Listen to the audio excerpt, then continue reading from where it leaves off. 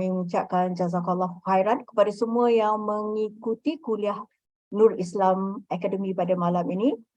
Terutama sekali kepada Al-Fadil Yang Mulia Ustaz Dr. Rozami Ramli. Apa khabar Doktor pada malam ini? Baik, Alhamdulillah. Ya. Kakak sihat ke? Alhamdulillah. Bagi pihak Nur Islam, kami mengucapkan salam takziah pada doktor dan keluarga ya di atas pemergian ibu mertua doktor. Semoga Allah memberi kesabaran kepada doktor dan keluarga semua ya doktor ya. Jadi doktor sudah sedia pada malam ni doktor? InsyaAllah.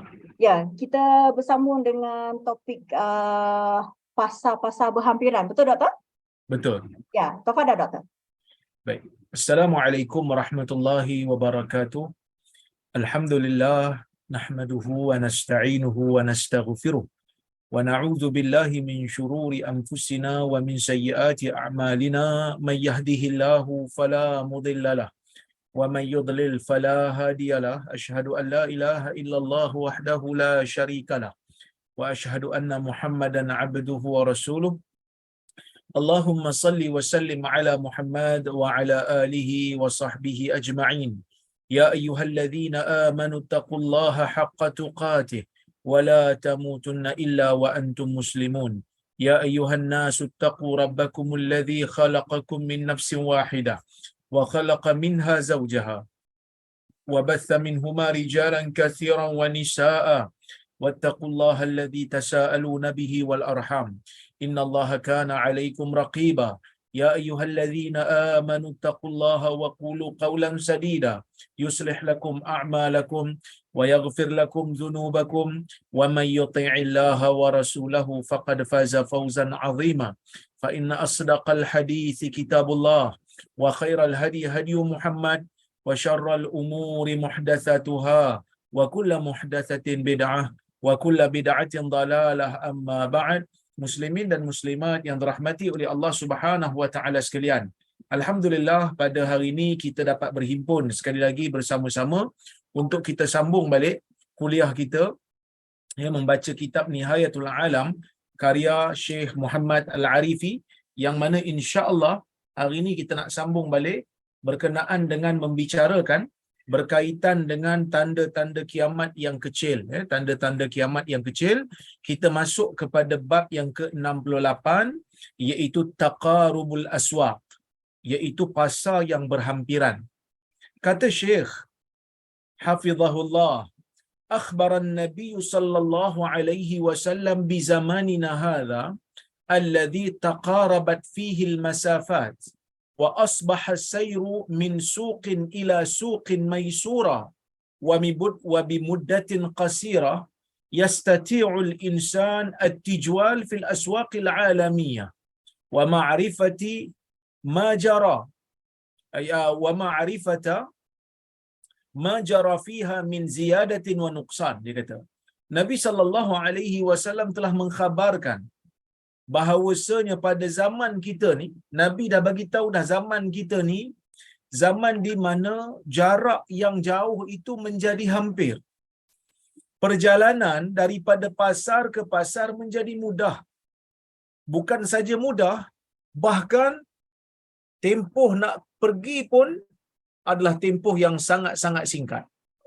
Yang mana insan, yang mana seorang manusia mampu untuk berjalan di pasar sedunia. Maksudnya pasar antarabangsa ni boleh dipergi dalam tempoh masa yang singkat dan mengetahui apa yang berlaku di dalam pasar itu, sama ada kenaikan harga ke ataupun penurunan harga ke.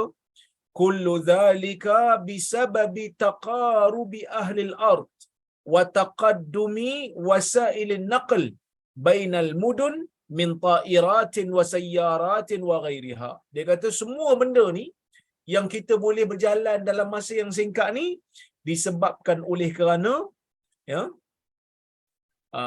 wasailin naql, wasilah untuk pengangkutan itu,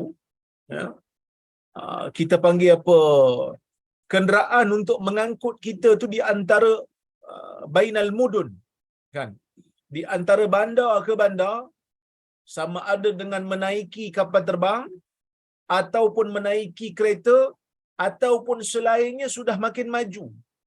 wa tatawuri wasail ittisalin min telefonat wa idha'at hawaiyah mar'iyah wa sautiyah wa internet. Begitu juga dia kata kalau kita tak pergi pun kita boleh mengetahui apa yang berlaku di pasar lain, di pasaran lain, hanya semata-mata dengan kita melihat kepada media massa yang ada ataupun media sosial. Hari ini dah ada radio, hari ini dah ada TV, hari ini dah ada internet, hari ini dah ada media sosial yang boleh memindahkan maklumat dalam masa yang sangat-sangat singkat. Inilah yang diberitahu oleh Nabi sallallahu alaihi wasallam 1400 tahun yang dulu. Yang mana mungkin pada ketika itu, ketika mana Nabi sallallahu alaihi wasallam menyebutkan tentang pasar yang makin hampir, pasar yang akan berdekatan, orang zaman dulu mungkin tertanya-tanya, ni apa dia pula maksud ni pasar yang berhampiran ni? Tapi bila tengok semula pada zaman ni, kita tahu apa yang disebutkan oleh Nabi sallallahu alaihi wasallam tu sebenarnya memang benar-benar telah pun berlaku.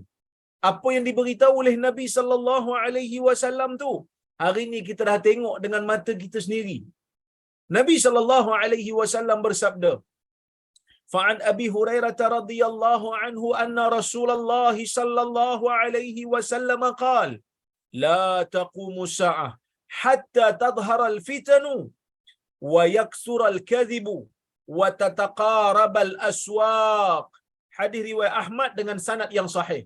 Daripada Abi Hurairah radhiyallahu anhu, sesungguhnya Rasulullah sallallahu alaihi wasallam bersabda, tidak akan bangkitnya kiamat, tidak akan berlakunya kiamat sehingga tadharal fitan, sehingga terzahirnya fitnah, sehingga terzahirnya kekacauan.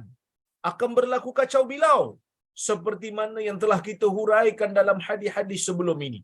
Dan kebanyakannya fitan-fitan yang berlaku, kekacauan yang berlaku ialah kekacauan sehingga mana kita tak dapat beza yang mana satu betul, yang mana satu salah. Yang mana satu betul, yang mana satu salah kita tak nampak. Kalau katalah perbalahan, pergaduhan tu kita nampak yang mana satu betul, yang mana satu salah, senang kita nak buat keputusan. Kita kena bersama yang betul, kita kena bersama yang benar. Tetapi ya,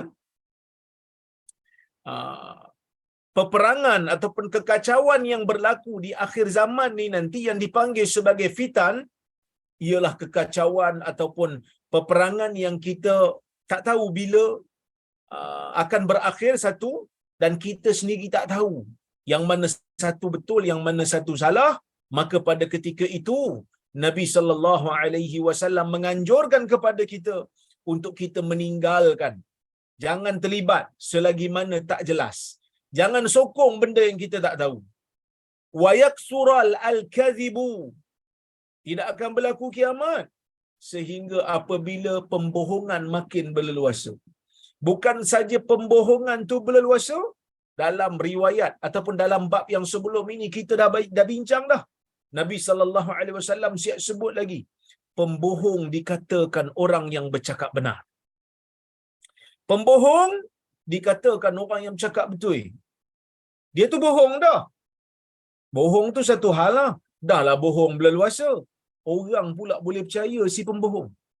Kan orang kata betul lah dia cakap ni, padahal dia bohong. Yang cakap betul pula dikatakan pembohong. Yang berbohong dia cakap betul. Pembohong dia kata, oh, betul yang hang cakap ni, padahal dia bohong. Yang cakap betul, hang ni, orang masyarakat pada masa tu kata, hang ni bohong aku rasa ni. Hang ni bohong sungguh, padahal dia cakap betul. Ini yang akan berlaku di akhir zaman nanti.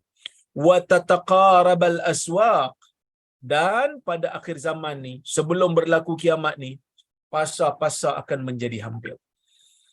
Kata Syekh Muhammad Al-Arifi, pengarang kitab ni, dia kata apa? Faqad taqarabatil aswaqu min thalathati awjuh. Dia kata pasar-pasar di zaman kita ni telah pun menjadi hampir dengan 3 bentuk, daripada 3 sudut. Al-awwal dia kata sur'atul ilm. bima yakunu fiha min ziyadati si'r wa nuqsanih. Yang mana pasar ni menjadi hampir dengan bentuk di mana cepat kita tahu apa yang berlaku di dalam pasar tu daripada kenaikan harga ataupun penurunan harga. Maksudnya apa? Zaman dulu, kalau kita nak tahu tentang apa yang berlaku di pasar, kita kena pergi hantar orang dan orang tu kena pergi mengembara jauh. Nak tahu apa yang berlaku di pasar Busra, orang yang duduk di Madinah kena pergi ambil unta ataupun kuda, kena pergi mengembara sampai ke sempadan Syria sana tu. Sempadan Jordan dengan Syria, nak tahu apa yang berlaku di pasar sana. Kalau nak tahu apa yang berlaku di pasar Yaman, mereka perlu untuk sama ada mereka pergi sendiri ke Yaman ataupun perlu hantar orang ataupun tanya orang yang balik daripada sana. Tapi hari ini dah tak perlu dah. Ya, tak perlu dah. Kerana apa? Kerana dah ada wasailu al-ittisal, dah ada kita panggil sebagai media perhubungan. Kita dah ada alat perhubungan komunikasi yang berkesan, yang cepat, telefon saja, ataupun WhatsApp saja, ataupun Twitter saja, ataupun Facebook saja. Macam-macam medium hari ini yang membenarkan kita mengetahui apa yang berlaku di pasar bukan di tempat kita dengan tempoh yang dengan tempoh yang sangat singkat. Yang kedua, dia kata sur'ati sayri min suqin ila suq walau kanat masafatu at-tariq ba'idatan jiddan. Dia kata. Yang kedua, perjalanan tu daripada pasar ke pasar, daripada sebuah pasar ke sebuah pasar, perjalanan tu singkat. Walaupun jarak di antara satu pasar ke satu pasar tu jauh sangat. Sebab apa berlaku macam tu? Sebab kita dah ada wasilah pengangkutan yang cepat. Adanya kereta yang sangat laju, adanya kapal terbang yang boleh membawa kita untuk tempoh masa yang singkat pergi ke tempat yang jauh. Yang ketiga, muqarabati ba'dihha ba'dan fil as'ar waqtida'i ba'di ahliha bi ba'd fi ziyadati wan nuqsan. Wallahu a'lam. Dia kata yang ketiganya, bentuk yang ketiga, mungkin dekat tu maksudnya dekat dari sudut meletakkan harga. Kerana nak pergi ke satu pasar tu jadi mudah dengan adanya kapal terbang, dengan adanya kereta. Nak pergi ataupun nak mengetahui apa yang berlaku di pasar sesebuah negara pun mudah. Jadi memudahkan orang di mana-mana pasar untuk meletakkan harga yang lebih kurang sama dengan pasar lain untuk barang yang hampir sama.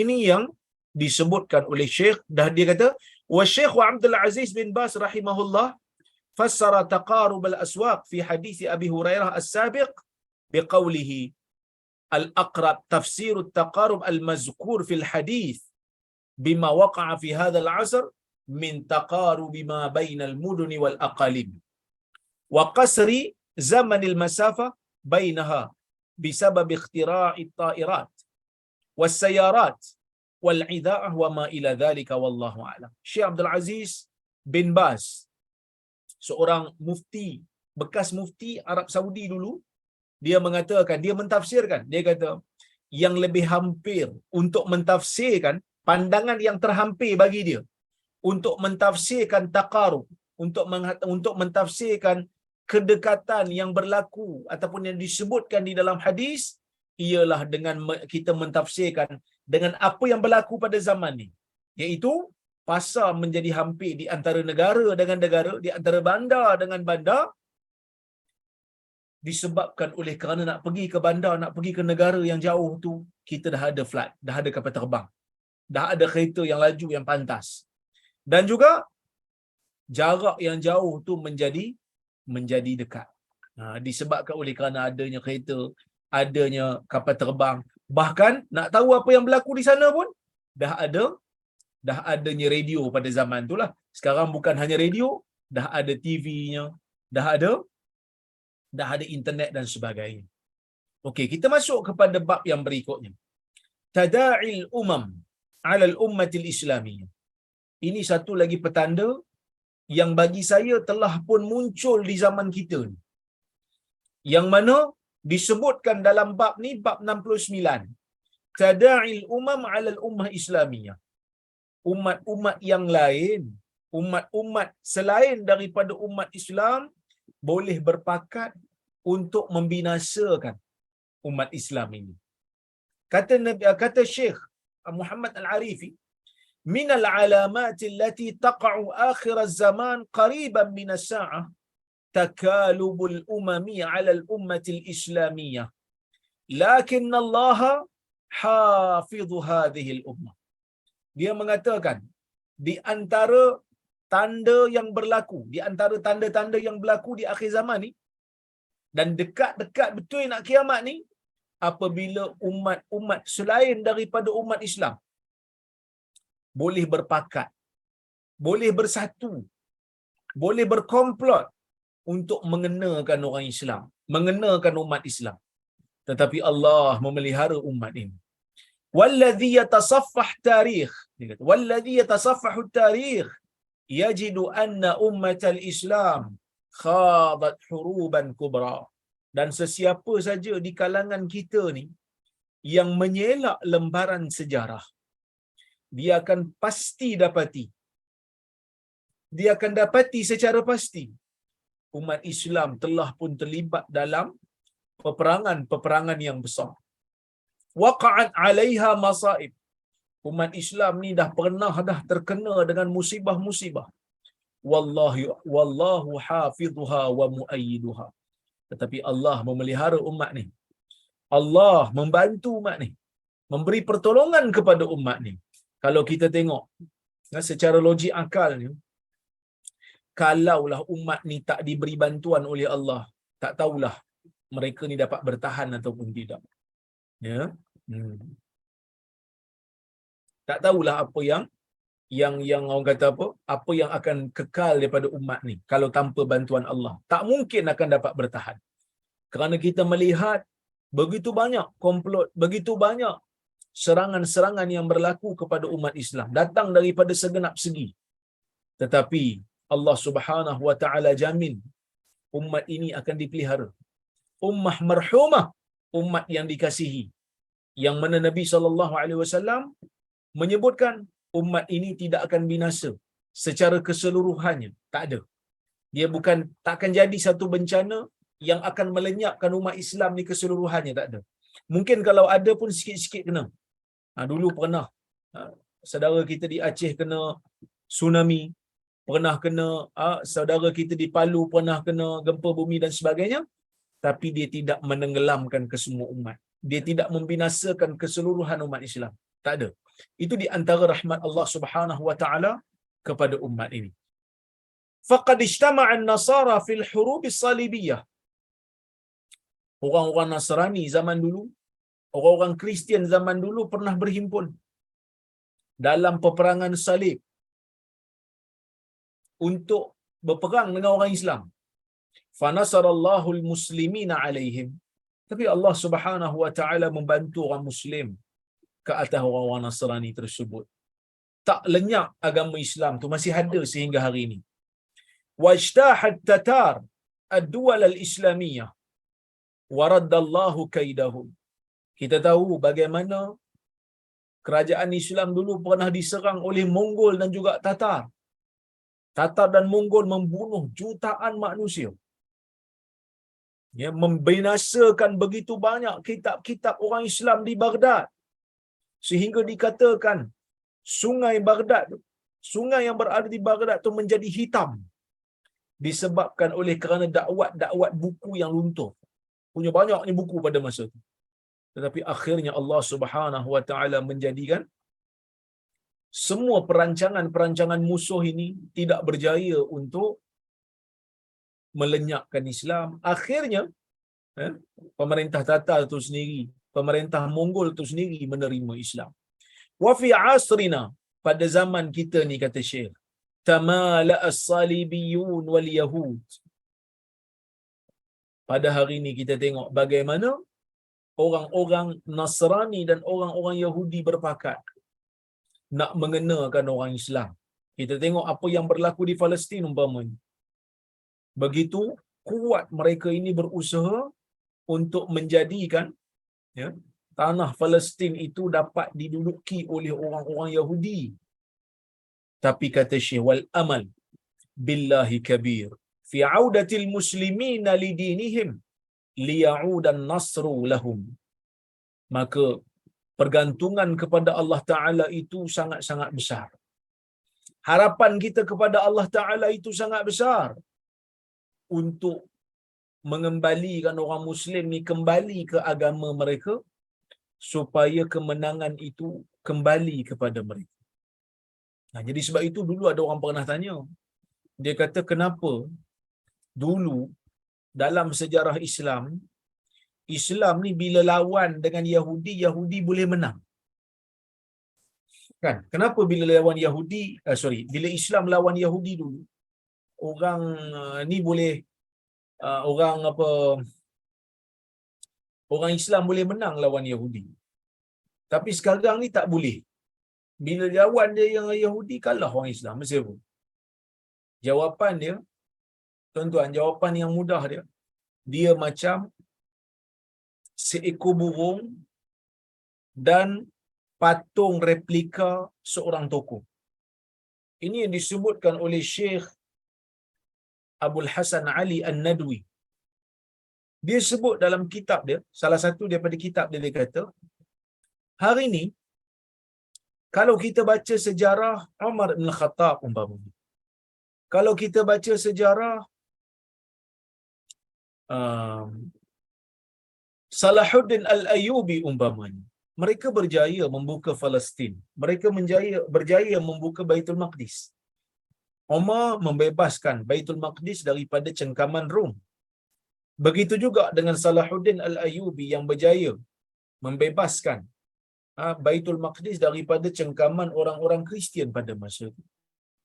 Kalau kita tanya, kenapa mereka boleh? Kenapa kita hari ini tak boleh? Kata Syekh Ali Abdul Hasan Ali An-Nadwi, dia bagi satu perumpamaan. Dia kata macam seekor burung dengan replika toko. Katalah kita tengok kalau dekat Jordan lah kata. Dulu saya belajar di Jordan. Saya belajar di Universiti Muqtah. Universiti Muqtah ni dia ada berdekatan dengan satu bandar yang dipanggil sebagai Karak.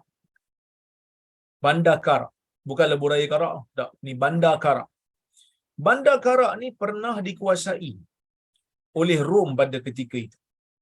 Tapi dengan kekuatan Salahuddin Al-Ayyubi bersama tentera dia, akhirnya Salahuddin berjaya membuka kota Karak. Jadi dekat kota Karak hari ini adalah replika patung Salahuddin. Walaupun sebenarnya patung tak boleh. Tapi adalah benda tu. Ada replika patung tu. Salahuddin tengah naik kuda. Kan? Sebagai satu mercu tanda kebanggaan lah untuk orang Islam. Tapi dia kekal sebagai replika. Dia bukan Salahuddin, dia patung. Walaupun Salahuddin dulu gagah, tapi patung tu bukan gagah. Patung tu statik macam tu. Datang seekor burung, burung tu hinggap dekat kepala patung tu, dan burung tu bila boring, burung tu boleh berak kat kepala patung tu. Patung tak buat apa-apa pun. Kan? Dia boleh berak kat patung tu tak buat apa pun. Kan? Jadi, ya, kita balik pada isu kita. Kenapa kita tak boleh menang lawan dengan orang Islam hari ini, tak boleh menang lawan dengan Israel? Kerana kita hanya berpada dengan tokoh replika yang tidak real. Yang bukan real. Burung yang kecil tu, walaupun dia kecil tapi dia real. Jadi sebab itu kita tak boleh menang. Jadi mudah-mudahan kita dapatlah sedikit gambaran apa yang berlaku. Okey. Allah Subhanahu wa taala berfirman, "Wala yansurannallahu man yansuruh. Innallaha laqawiyyun aziz." Allah pastinya akan membantu orang yang membantunya. yakni membantu agamanya, menegakkan agamanya. Innallaha laqawiyyun aziz. Sesungguhnya Allah Taala itu benar-benar maha kuat lagi Maha Perkasa. Allah Subhanahu wa taala menyebutkan di dalam Al-Quran ini janji dia.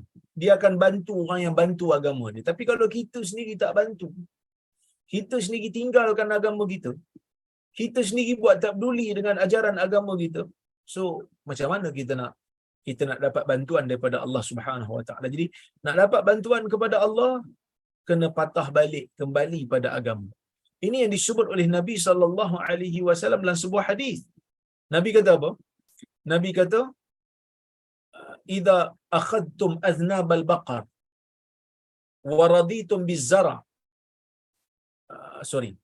"Idza tabaya'tum bil-'ina wa akhadtum aznabal baqar wa raditum biz-zara wa taraktumul jihad fi sabilillah, sallatallahu 'alaikum dhullan la yanzi'uhu hatta tarji'u ila dinikum."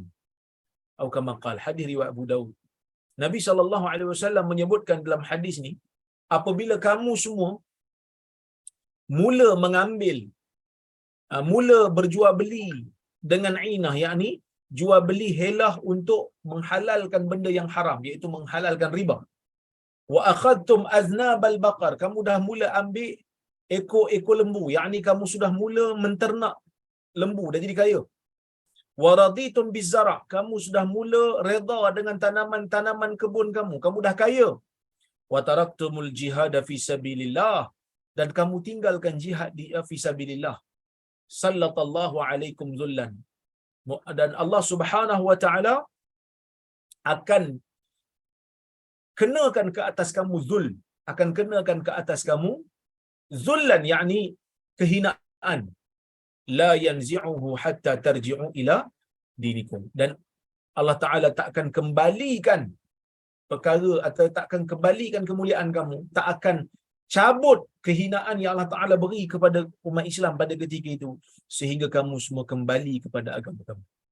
Jadi nak dapatkan kemuliaan, nak dapatkan, kita panggil apa, kemenangan, perlu kembali kepada agama. Sebab itu Allah Taala kata apa? Wala tahinu wala tahzanu. Kamu jangan berasa hina, kamu jangan berasa sedih. Wa antumul a'laun. Kamu berada di tempat yang tertinggi. In kuntum mu'minin. Tapi dengan syarat, kamu kena jadi beriman. Dengan syarat, kamu kena jadi beriman. Kalau kamu tak beriman, kalau kamu sendiri tak kembali pada agama, kamu tak akan dapatlah kemenangan ataupun bantuan daripada Allah Subhanahu wa taala. Jadi ini benda yang kita kena letakkan dalam jiwa kita. Nak dapat bantuan daripada Allah, kita kena betul-betul mengikut ajaran agama yang sebenar. Ya, baik. Jadi sebab itu Allah Taala kata, wala tahinu wala tahzan. Kamu jangan rasa hina, kamu jangan bersedih. Wa antumul a'laun. Kamu berada di tempat yang tertinggi. In kuntum mu'min. Tapi dengan syarat, kalau kamu benar-benar beriman. Maksudnya, kalau kamu tak benar-benar beriman, kamu tak akan dapatlah. Kamu tak akan dapatlah bantuan Allah. Kita tengok hadis ni yang kita nak baca.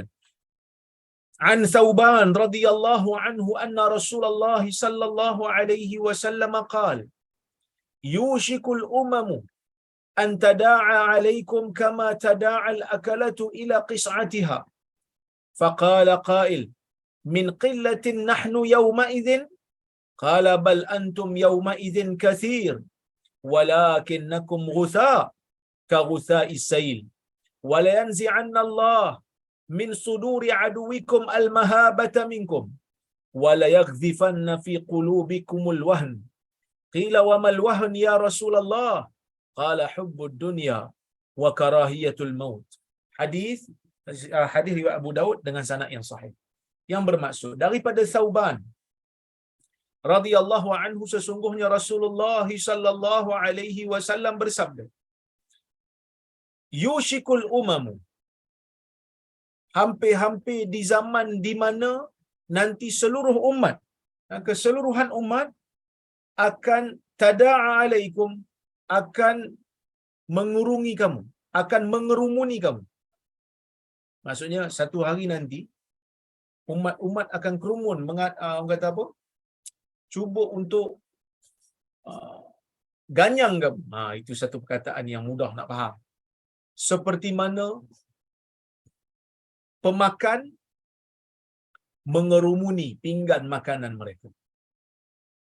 Macam mana orang yang lapar bila makan dia kerumun dekat bekas makanan tu dan dia akan ambil, dia akan siap daging. Begitulah keadaan di akhir zaman nanti, di mana kamu semua akan diperlakukan seperti itu oleh puak-puak yang tak setuju dengan kamu ataupun puak-puak yang bukan bersama dengan kamu. Itu yang disebutkan oleh Nabi SAW yang akan berlaku di akhir zaman nanti. Maka sahabat bertanya, seorang sahabat dia tanya, dia kata, min qillatin nahnu yawma idzin ya Rasulullah. Adakah keadaan itu berlaku bila mana kita, yakni orang Islam, berada dalam keadaan bilangan kita sedikit? Kan? Adakah ketika mana orang Islam diganyang tu nanti, bilangan mereka sedikit, maka sebab tu mereka tu diganyang. Mereka itu diperlakukan seperti makanan oleh orang-orang yang lapar. Maka Nabi SAW mengatakan, bal antum yawma idzin katsir. Bahkan kamu pada ketika itu ramai. Walakinnakum ghusa ka ghusa'is sayl. Tetapi ramainya kamu tu seperti buih. Seperti buih di air.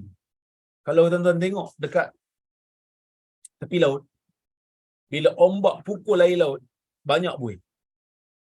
Bilangan buih itu banyak, tak terkira gitu. Tapi adakah buih itu kuat? Buih itu tak kuat. Banyak tu tak memberikan apa-apa faedah. Kerana apa? Kerana dia senang untuk pecah dan senang untuk hancur. Wala yanzi'annallahu min suduri aduwikum al-mahabata minkum. Allah pastinya akan menarik pada ketika itu. Allah Ta'ala akan tarik perasaan takut kepada kamu daripada dada musuh-musuh kamu. Maksudnya satu hari nanti, bila orang Islam kena ganyang, satu hari nanti, bila orang Islam kena serang, orang bukan Islam ni tak takut dah dengan orang Islam. Bila sebut orang Islam, dia tak rasa takut. Dia tak rasa gerun. Dia tak macam zaman dulu. Dia tak macam zaman Nabi SAW. Sebab Nabi ni memang dia ada keistimewaan. Allah Subhanahu Wa Taala berikan keistimewaan kepada Nabi. Nabi kata apa? Nusirtu birra'bi masirata syahrin. Kama qala. Aku ni Allah Taala berikan bantuan. Allah beri kat Nabi ni bantuan supaya Nabi ni ada keyakinan. Sebab apa ada keyakinan? Sebab Nabi SAW ni Allah Ta'ala bagi bantuan kat dia, bagi keistimewaan dengan dia. Nabi ni ditakuti.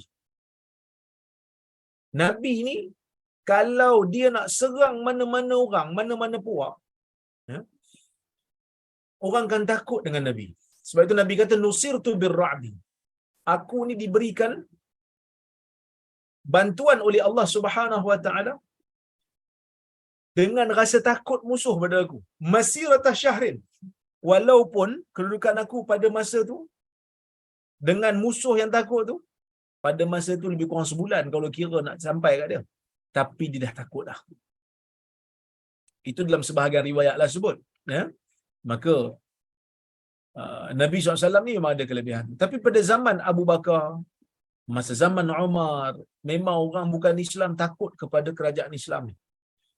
Sebab tentera-tentera umat Islam ni dahsyat. Sebab tentera orang Islam ni tak takut mati ya, kan? Dia nak syahid tu. Begitu juga pada zaman selepas daripada itu, orang Islam ni, tentera Islam ni memang digeruni, ditakuti. Pada zaman Abbasiyah, Mu'tasim siap berikan amaran kepada kerajaan Rom, kan? Bila mana ada perempuan Islam yang diganggu oleh orang-orang Rom pada ketika itu, sehingga dia menjerit, wa Mu'tasimah, wahai Mu'tasim, dan Mu'tasim membalas memberikan ancaman kepada Maharaja Rom dan mereka takut pada masa itu. Tapi hari ini tak ada. Orang Islam bila disebut tentang orang Islam, tak ada rasa gerun tu. Sebab apa tak ada rasa gerun? Sebab orang Islam meninggalkan ajaran agama Islam yang sebenar. Bila tengok pemimpin orang Islam corrupted. Bila tengok pemimpin orang Islam pecah amanah, salah guna kuasa, mencuri harta rakyat umpamanya. Tengoklah di mana-mana pun pemimpin orang-orang Islam ni kan tidak ada kekuatan, tidak ada integriti, tidak ada disiplin. Itu yang berlaku. Oleh kerana itu Nabi SAW sebut dalam hadis ni. Nabi kata, orang bukan Islam ni asalnya takut dengan Islam ni. Asalnya takut dengan tentera Islam. Tapi disebabkan oleh kerana orang Islam ni dah meninggalkan ajaran agama, perasaan takut kepada orang Islam tu dah tak ada. Wala yaqdhifannallah fi qulubikumul wahn. Allah Taala akan campakkan ke dalam jiwa kamu itu satu penyakit yang namanya wahan. Apa itu wahan? Kita pun tak tahu. Para sahabat tolong tanya untuk kita. Qila wa mal wahnu ya Rasulullah? Dikatakan apa itu wahan ya Rasulullah? Qala hubbud dunya wa karahiyatul maut. Nabi SAW kata penyakit wahan itu ialah penyakit cinta dunia dan benci mati. Cinta dunia dan benci mati. Cuba kita tengok dalam kehidupan seharian kita. Sama-sama kita muhasabah. Saya pun sama, tuan-tuan kita sama. Dalam seharian kita ni, berapa banyak agaknya kita memikirkan tentang masa depan dunia kita, dan berapa minit kita peruntukkan untuk memikirkan masa depan akhirat kita. Tak usah jawab kuat-kuat, nanti orang tahu malu. Tapi kita jawab pada diri sendiri. Kan kita jawab pada diri kita sendiri, ya. Ada tak dalam seharian kita ni tak pernah fikir pasal dunia, fikir pasal akhirat? Saya ingat susah nak jawab. Tapi ada tak dalam satu hari kita ingat akhirat lebih daripada apa yang kita ingat dunia? Jadi kalau ada, maksudnya kita memikirkan akhirat lebih daripada dunia, dan insya-Allah kebaikanlah tu. Bukan saya suruh lupa dunia. Kita hidup dalam dunia ni kena fikir juga pasal dunia ni. Tapi banyak mana kita ingat dunia dan banyak mana kita ingat akhirat. Kan? Itu kita kena muhasabah sama-sama ni. Tapi sampai kepada satu tahap, cinta dunia lebih daripada segala-galanya. Ya? Lebih daripada segala-galanya. Itu bahaya. Hubbud dunya ra'su kulli khati'ah, kan? Cinta dunia, sayang pada dunia berlebih-lebihan, itu punca segala dosa. Nak dapatkan dunia, sampai sanggup tipu orang. Nak dapatkan dunia, sampai sanggup zalimi orang. Nak dapatkan dunia, sanggup buat macam-macam perkara yang dilarang oleh Allah Subhanahu Wa Taala, hanya semata-mata kerana nakkan habuan dunia. Sedangkan dunia ni bukannya lama, sekejap saja. Kan? Saya ni kebetulan mak mentua saya baru meninggal. Rahimahullah. Moga-moga Allah Subhanahu Wa Taala merahmati beliau. Dan pemergian ibu mentua saya ni satu pemergian yang kami sendiri anak beranak ni tak jangka. Sebab apa? Dia tak sakit. Tak menunjukkan apa-apa simptom sakit yang bolehkan anak beranak ni betul-betul risau pada ketika itu bila muka dia bengkak. Bawa pergi hospital. Doktor tengok macam tu, doktor X-ray tengok ada ketumbuhan kat paru-paru. Bila check, rupanya kanser. Kanser tahap 4. Hari pertama dapat tahu kanser, hari ke-23 meninggal dunia. 23 hari sakit. Tak lama. Meninggal. Sebelum meninggal dunia tu, ada ipar saya cerita, ada ipar jaga dekat hospital. Elok bersembang, makan, dia buatkan air minuman, minum, gembira lagi. Esoknya, petang meninggal dunia. Dunia ni tak lama. Dunia ni tak panjang. Dunia ni sangat-sangat cepat ia beredar. Jadi sebab itu kita kena muhasabah diri sama-sama. Saya sebut ni bukan makna saya baik tak. Saya pun kadang-kadang ingat dunia lebih. Kan? Dunia ni kadang-kadang melekakan kita. Sebab tu kita perlu sentakan yang Allah Ta'ala beri. Bukan kita minta, tapi kita perlu. Bila kita tengok orang meninggal dunia dalam tempoh yang singkat, menyebabkan kita terasa, aku ni pun agak-agak macam ni lah. Kan? Aku pun agak-agak macam ni lah. Jadi tuan-tuan, ini perkara yang menakutkan kita. Jadi, kena banyak muhasabah diri. Kena banyak hadiri kuliah-kuliah ilmu supaya kita ni tak begitu cinta kepada dunia. Kata Syekh lagi, wa hadzal hadis min dalailin nubuwah wa alamatun min alamati sa'ah. Dia kata hadis ni salah satu daripada tanda-tanda benarnya kenabian Nabi SAW. Dan hadis ni juga satu tanda daripada petanda-petanda kiamat. Faqad tada'at umamul kufur kama tatada'al akalatu ala qis'ati ta'am. Sebenarnya kalau kita kembali flashback balik pada sejarah, kita akan dapati betul-betul umat-umat yang kufur ini telah bersatu padu. Bagaimana orang yang makan, orang yang lapar ni mengerumuni bekas makanan mereka. Wa sababu hadzal hawan laisatil qillah fil muslimin. Dan kehinaan ni bukanlah sikit hadzal hawan laisat al-qillah fil muslimin. Dan kehinaan ini bukan disebabkan orang muslimin tu sikit. Balhum kasrah, bahkan mereka ramai. Walakinnahum ghusa. Tetapi mereka ini seperti buih, wazabad, seperti buih. Kalladhi yahmiluhu sayl, seperti buih yang dibawa oleh air. La wazna lahu, tidak ada berat yang ditimbang. Maksudnya buih itu ringan. Kalau ramai pun dia ringan. Wa hadha halul ummati al-yawm. Inilah keadaan umat pada hari ini. Faqad tajawaza adaduhum 1,000 million. Bilangan mereka lebih pada 1,000 juta. 1 bilion lah. Lakinnaha kasratu kam la kaif. Tetapi bilangan itu adalah bilangan banyak dari segi kuantiti, bukan dari segi kualiti. Fal mahabatu tunza'u min qulubi a'daihim. Perasaan takut kepada mereka telah dicabut daripada jiwa musuh-musuh mereka. Fayastakhifuna bil muslimin, mereka memandang rendah pada orang Islam.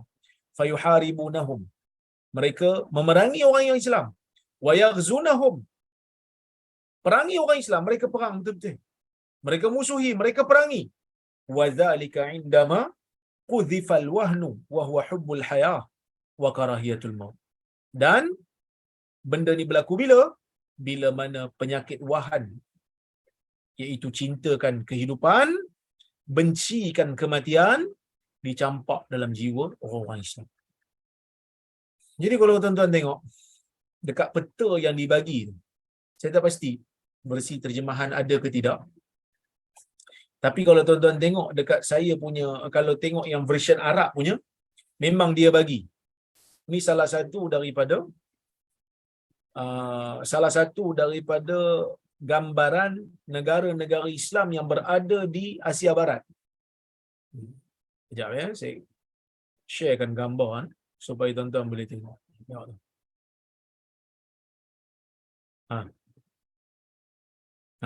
tengok. Ni negara-negara Arab di Asia Barat. Ada negara yang ditawan oleh Itali. Ada negara yang dijajah oleh Perancis. Ada negara yang dijajah oleh Britain. Kalau kat negara kita belah-belah Asia Tenggara ni, kita dijajah oleh Britain. Indonesia dijajah oleh Belanda. Ya. Ada yang dijajah oleh Spain, iaitu Filipina. Semua itu negara-negara barat. Yang datang ke negara Islam, mengambil kekayaan orang Islam, kuasai politik orang Islam, ubah struktur pemerintahan orang Islam. Kan? Kalau kita tengok balik kekayaan yang diambil daripada kita ni begitu banyak. Negara-negara Arab yang asalnya satu dipecah-pecahkan menjadi dua ilat, menjadi negara-negara kecil dan akhirnya mereka sama mereka berpecah belah. Semua itu disebabkan oleh kerana penjajah-penjajah yang mahukan orang Islam ini sentiasa bertelagah, sentiasa bergaduh dalam perkara-perkara yang tak perlu. Mungkin ada orang yang sebut kat saya, dia kata, "Alah, ustaz boleh lebih kurang sama je gaduh je." Saya tak gaduh dengan orang, tuan. Perbincangan yang saya buat adalah perbincangan ilmiah. Memanglah kadang-kadang kita berbeza pendapat. Berbeza pendapat ni daripada zaman dulu lagi ada. Imam Syafi'i tidak setuju dengan Imam Malik. Imam Syafi'i tidak setuju dengan mazhab Hanafi. Imam Ahmad tidak setuju dengan pendapat mazhab Syafi'i. Itu benda yang biasa. Yang dipanggil sebagai khilaf tanawwu'. Khilaf dalam lingkungan yang dibenarkan. Tetapi perbezaan ataupun perpecahan yang tidak dibenarkan ni, perpecahan yang membawa kepada lemahnya orang Islam.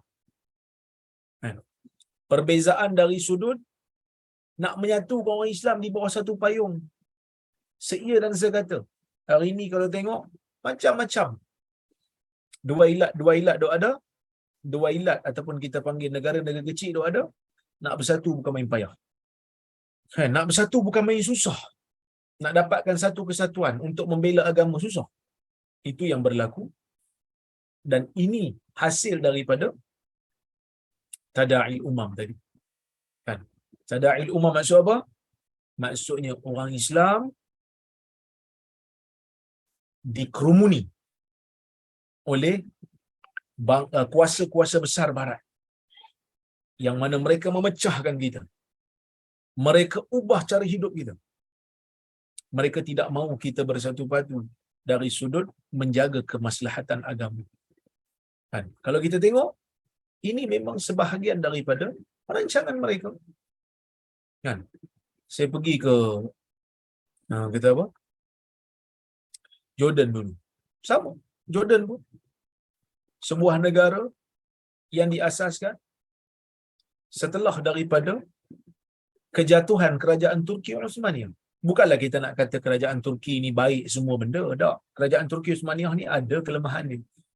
Tapi selepas kejatuhan kerajaan Turki Osmaniyah, sebenarnya British, dia ada peranan dalam kejatuhan kerajaan Turki.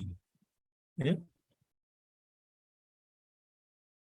Asalnya perjanjian nak bagi kepada pemimpin Arab yang bernama Sharif Hussein bin Ali, tetapi dia orang tak bagi pun, sehingga dia dapat negara kecil yang bernama Jordan.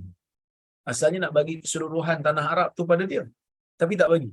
Diberi pada orang lain. Jadi sejarah telah membuktikan kita telah dipandang hina, telah dikerumuni oleh orang-orang yang tidak suka kepada agama, yang tidak suka kepada Islam.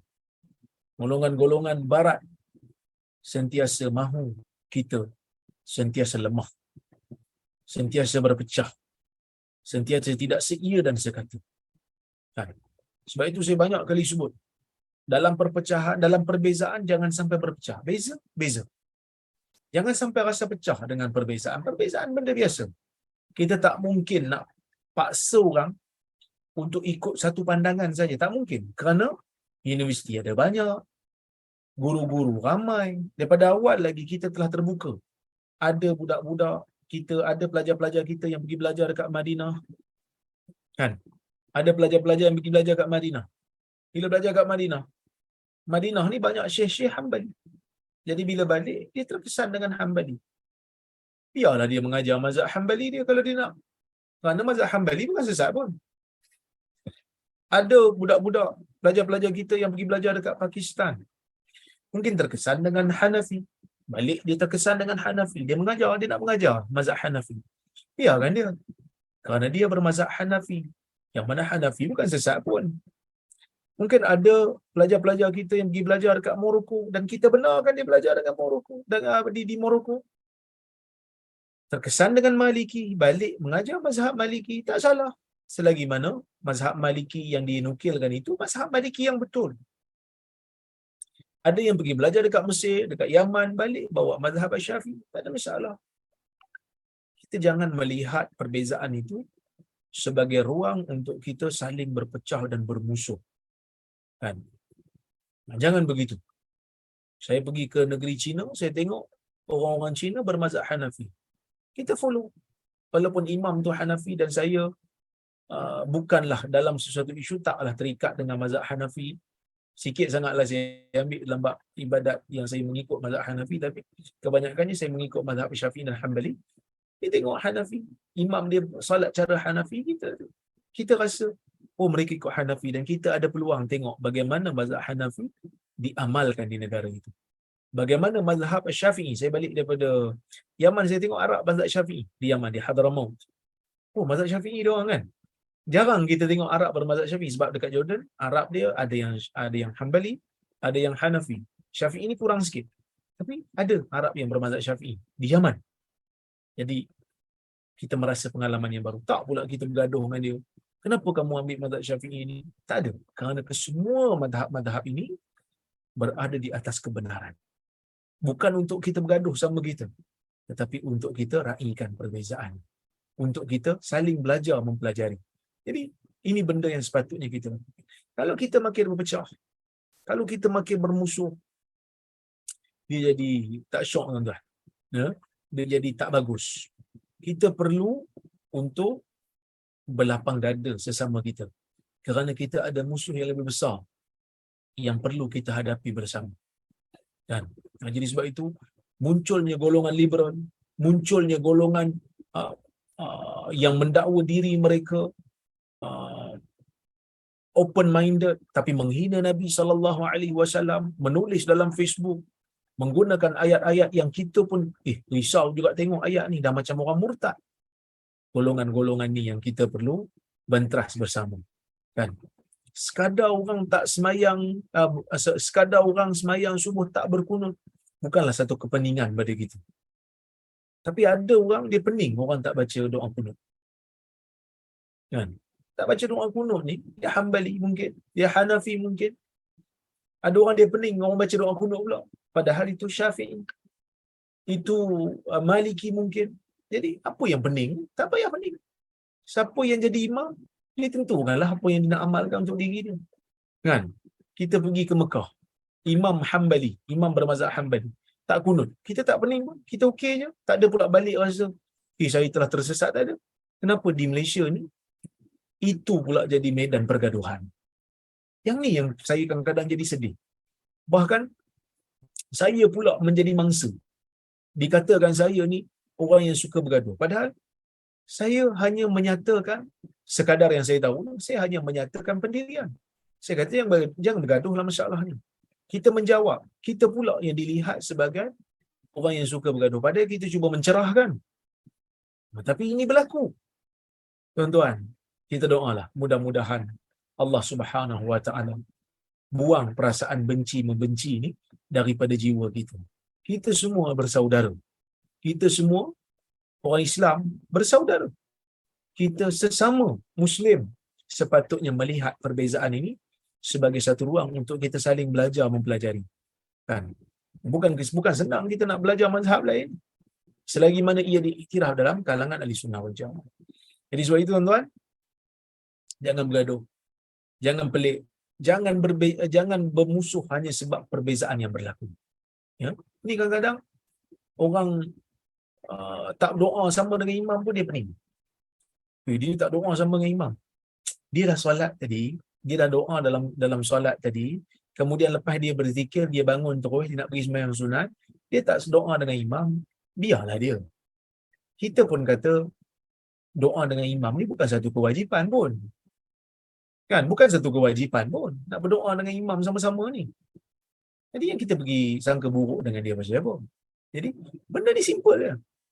Kita buat amalan kita, orang lain buat amalan orang. Simple, mudah.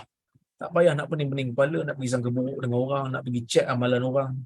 Kan? Benda simple. Okey. Kita masuk bab berikutnya, bab yang ke-70. Tadafu'un nas 'anil imamah fi shalah. manusia saling tolak menolak, ya, dalam nak menjadi imam. Siapa nak jadi imam ni tolak-tolak, masing-masing tak mau nak jadi imam. Orang ni tolak orang tu tolak dalam solat. Syekh bawakan riwayat, tapi riwayat ni tak sahih sebenarnya. Cuma dibawakan juga. Dia kata min alamati qurbi sa'ah wuqu'ul jahl wa intisharuhu bainan nas. Dia kata di antara tanda-tanda dekatnya kiamat ialah berlakunya kejahilan dan berleluasanya kejahilan. Di antara manusia ni banyak jahil sehingga hatta la yajidan nasu imaman ya'ummuhum fi salah. Sehingga manusia nak salat, mereka tak mendapati siapa yang boleh mengimamkan mereka salat. Fayadfa'u ba'dhum ba'dha ila al-imam. Sebahagian tolak orang lain untuk jadi imam. Fayamtani'una an hali jahlihim. Dan orang yang ditolak tu pun jadi tak mau li jahlihim bil ahkam syar'i. Kerana mereka itu jahil tentang hukum-hukum syarak, wa qillati itqanihim lil qiraah. Kerana mereka pun kurang sangat menekuni bacaan-bacaan Quran. Ini masih lagi belum berlaku lah. InsyaAllah kalau zaman ni suruh jadi imam tu, insyaAllah selagi mana dia salat tu dia boleh jadi imam. Tapi takut sikit nak jadi imam, Ustaz. Saya faham. Takut nak jadi imam tu bukan sebab takut nak membaca tu, bukan takut nak lead solat tu. Sebab takut tak apa doa panjang di ujung tu solat tu, di lepas pada solat tu nanti orang minta tanda tangan sama-sama kan. Itu bukan satu kemestian pun. Tidak ada riwayat daripada Nabi SAW membaca doa berterusan bersama dengan sahabat lepas pada solat. Tak ada riwayat yang khusus lah dalam masalah ni. Jadi kalau lepas solat, lepas bagi salam, zikir, lepas tu boleh terus bangun lah kan. Maksud ada orang boleh buat lah insya-Allah pada zaman ni. Fa'an Salamah bintil Hur radhiyallahu anha anna Rasulullah SAW qala inna min asyrati sa'ah ay yatadafa'a ahlul masjid al-imamah fala yajiduna imaman yusalli bihim. Daripada Salamah bintil Hur radhiyallahu anha, Rasulullah SAW bersabda, di antara tanda kiamat, ahli-ahli masjid saling bertolak-tolak untuk menjadi imam. Fala yajiduna imaman yusalli bihim. Mereka tak jumpa imam yang boleh menjadi imam kepada mereka. Hadis ni riwayat Abu Daud. Tapi hadis ni dhaif disebabkan perawinya tu tak dikenali. Tapi dia termasuk di dalam, orang kata apa, dalam bab kejahilan berleluasa walaupun riwayat ini dhaif, ya. Wa an Abdullah bin Amr radhiyallahu anhuma qala, daripada Abdullah bin Amr radhiyallahu anha dia mengatakan, ni kata-kata dia lah, ya'ti 'ala an-nas ya zamanun yajtami'una fi wa yusalluna fil masajid wa laysa fihim mu'min. Dia kata akan datang pada manusia satu zaman mereka berhimpun padanya, salat di masjid tapi tak ada orang mukmin di situ yang sebenar-benar iman lah. Tapi di zaman ni alhamdulillah masih lagi ada orang beriman, masih ramai.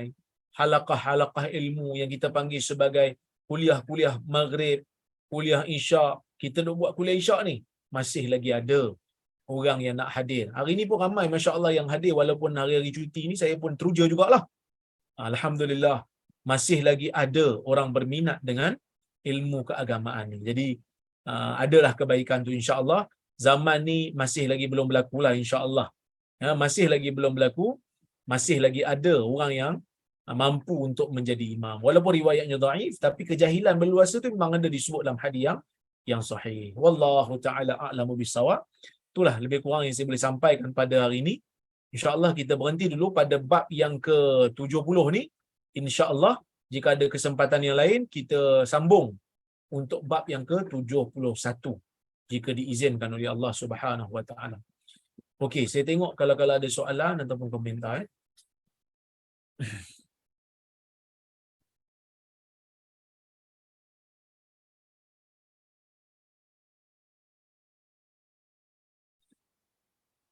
Assalamualaikum warahmatullahi wabarakatuh. Waalaikumsalam. Saya ada dua soalan. Pertama, persoalan berkenaan salat berjamaah. Saya ada membaca satu hadis yang mafhumnya diriwayatkan daripada Muawiyah bin al-Hakam, Ibn al-Hakam As-Sulami, katanya ketika saya sedang menunaikan salat bersama seorang SAW, tiba-tiba seorang lelaki bersin. Saya pun ucapkan kepadanya, yarhamukallah. Lalu semua orang melihat kepada saya. Saya pun bertanya, mengapa kamu semua melihat saya? Mereka pun menepuk tangan mereka ke paha saya. Saya lihat mereka semua menghendaki saya diam. Apabila selesai solat, semua saya tidak pernah melihat seorang guru sebelum dan selepas baginda yang lebih baik pengajarannya daripada baginda. Demi Allah, baginda tidak memasamkan muka kepada saya, tidak memukul dan tidak mengata saya. Baginda bersabda, sesungguhnya bagi solat itu tidak wajar dalamnya dimasukkan perkataan manusia. Sebaliknya hanyalah untuk tasbih, takbir dan bacaan Quran. Hadis riwayat Muslim. Hadis di atas menunjukkan seolah-olah larangan dan tegahan seorang mengucapkan sesuatu yang bukan bacaan daripada salat. Jadi persoalannya, apakah hukum bagi salat berjemaah, salat jahar bagi imam yang mana membaca surah kemudian disudahi dengan sadaqallahul azim di akhir surahnya, yang mana didengari jelas oleh keseluruhan makmum. Bagaimana? Okey, adakah hukumnya batal? Pertama sekali, salat akan menjadi batal apabila uh, seseorang itu mengucapkan kalam, mengucapkan cakap-cakap, ya, di dalam solatnya. Tapi kalau dia berzikir, solatnya tidak menjadi batal. Cuma perkataan sadaqallahul azim itu tidaklah disebutkan dalam mana-mana riwayat yang sahih. Cuma dia tak batal salat kerana itu bukan kalam, itu hanya zikir. Sadaqallahul azim, benarlah Allah. Dia tak, insya-Allah tidak membatalkan salat. Ya. Tidak batal. Cuma dia tidak ada contohlah daripada Nabi sallallahu alaihi wasallam, Nabi selesai membaca surah, Nabi baca sadaqallahul azim. Okey.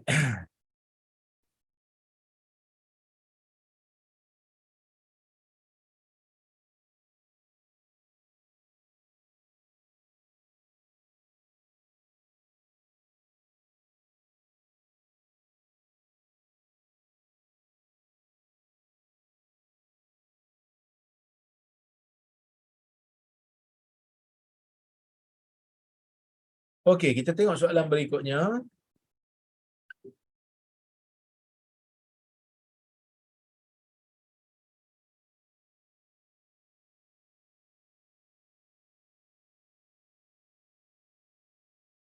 Banyak soalan ni ya. Saya ambil mana-mana yang saya sempat jalan.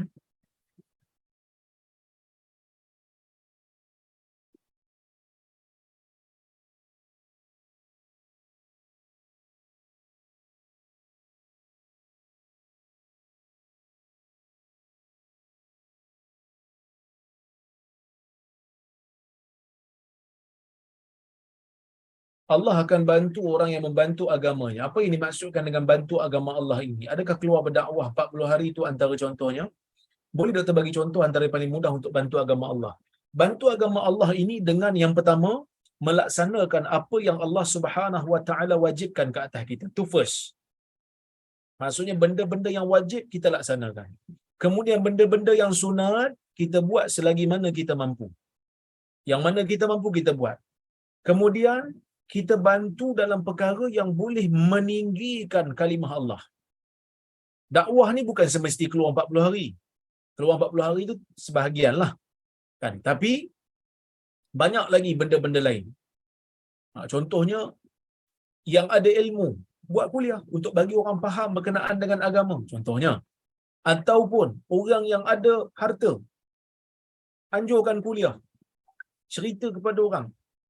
Macam Nur Islam Academy buat. Ini sebahagian daripada membantu agama Allah. Kerana orang boleh dengar kuliah agama, orang boleh mengambil manfaat daripada apa yang mereka anjurkan. Kemudian, siapa yang ada kemampuan menulis, tulis buku berkenaan dengan Islam supaya orang boleh faham. Siapa yang ada kemampuan, boleh sponsor pula buku. Sponsor buku. Kan? Cari penulis-penulis yang bagus. Ustaz, saya nak sponsor ustaz tulis buku, saya tulis buku. Nanti cetakan dia saya biaya. Contoh. Sebab ada je ustaz-ustaz yang bagus, orang tak nak terbitkan buku dia sebab dia tak terkenal.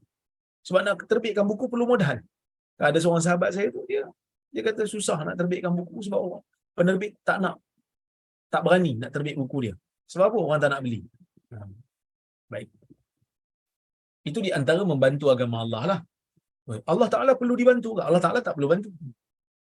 Allah Ta'ala tak perlu dibantu. Kalau kita tak bantu, orang lain bantu. Cuma kita membantu untuk kita dapat bantuan Allah. Itu saja. Assalamualaikum. Waalaikumsalam. Apakah ibadah yang sahih dalam bulan Rajab? Bulan Rajab ni buatlah hapus semua amalan yang kita biasa buat dalam bulan-bulan yang lain. dan banyakkan berpuasa dalam bulan Rajab. Ha, riwayat ibadat-ibadat yang lain, riwayat-riwayat fadilat yang lain tidak sahih. Demikian menurut Ibn Hajar Asqalani. Salam Ustaz, Waalaikumsalam. Bolehkah kanak-kanak salat dalam saf yang sama dengan orang dewasa? Jika ya, kenapa ada masjid yang letak tanda larangan kanak-kanak salat di saf hadapan bersama orang dewasa? Tak faham saya mana satu betul. Sebenarnya dalam hadis Nabi SAW sebut liyaliyani minkum ul ahlam wan nuha. Hendaklah orang yang berhampiran denganku, yakni berhampiran dengan imam tu orang yang pandai, orang yang cerdik. Maksudnya yang betul-betul di belakang imam biarlah orang yang pandai, yang cerdik. Jadi kalau imam terbatal ke salah ke, dia boleh tegur. Dia boleh ganti kalau imam terbatal. Tapi kalau kanak-kanak yang telah mumayyiz, budak tu dah mumayyiz dah, solatnya dah sah. Jadi kalau dia masuk ke dalam saf, kita tak boleh tarik dia ke belakang. Dan tak perlu pun asingkan dia. Kerana dalam hadis Nabi SAW tidak mengasingkan saf kanak-kanak dengan saf orang dewasa. Cuma kena pastikan budak-budak ni jangan mengganggulah solat jemaah yang lain. Dan kalau bagusnya dia letak di sebelah orang dewasa ni supaya dia boleh belajar tata cara solat. Dia tengok orang sebelah dia dewasa, jadi dia boleh belajar. Dan dia kurang bermain sebab dia duduk sebelah bapak dia. Tapi kalau kita asingkan dia di belakang, dia duduk sama-sama dia, dia akan main. Dan dia tak nak belajar lagi dah.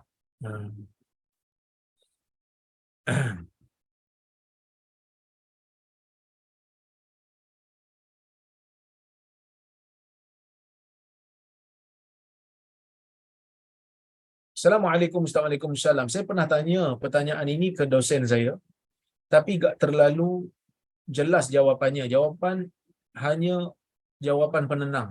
Saya tak tahu kalau di Malaysia kayak mana. Yang jelas gini, kata dosen saya, Al-Quran itu diturunkan pada malam Al-Qadar, tapi kenapa di Indonesia malah merayakan nuzul Quran pada 17 Ramadan? Nah, gimana gitu Ustaz? Ini bukan persoalan di Indonesia saja, di Malaysia juga bertanya soalan yang sama. Pertama sekali kita kena tahu, Al-Quran itu diturunkan dua peringkat. Peringkat pertama adalah peringkat di mana Al-Quran itu turun daripada Lauh Mahfuz ke langit dunia. Itu yang pertama. Yang keduanya, Al-Quran itu turun daripada langit dunia ke Nabi Muhammad sallallahu alaihi wasallam secara berperingkat-peringkat, yakni selama 23 tahun, sikit demi sedikit. Al-Quran yang pertama turun daripada Lauh Mahfuz ke langit dunia itulah yang berlaku pada malam Al-Qadar. Manakala Al-Quran yang diturunkan kepada Nabi sebanyak 23 tahun itu, selama 23 tahun itu, ia tidak hanya turun pada malam Al-Qadar, ia turun pada ikut peristiwa-peristiwa yang Allah Ta'ala kehendaki untuk dia turun. Tetapi dikatakan peristiwa penurunan Al-Quran kali pertama di Gua Hira itu berlaku pada 17 Ramadan. Itu menurut sebahagian pengkaji sejarah. Itu bukan tarikh yang disepakati, tetapi tarikh itulah yang diambil untuk merayakan nuzul Quran, kerana Quran kali pertama turun menurut sebahagian pengkaji sejarah. Kerana malam Al-Qadar itu kita tidak tahu bila. Yang pentingnya kata mereka boleh cuti. Jadi ambillah satu pandangan 17 Ramadan berlaku penurunan Quran kali pertama di Gua Hira. Menurut sebahagian ulama jadikan sebagai tarikh Quran turun kali pertama.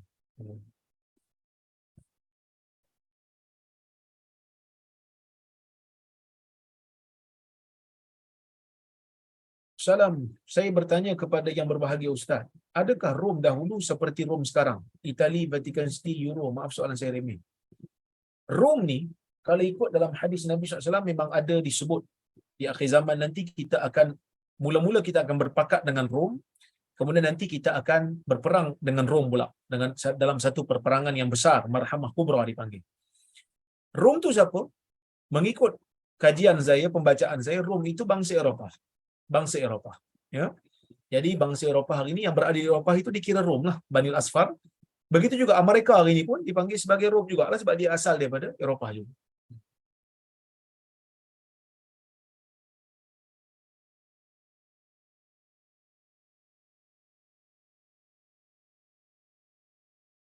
Soalan tambahan kedua, dia kata, hadis mengatakan yang kita akan dikerumuni oleh orang-orang yang tidak suka kepada Islam, kini ia telah berlaku dan akan terus berlaku.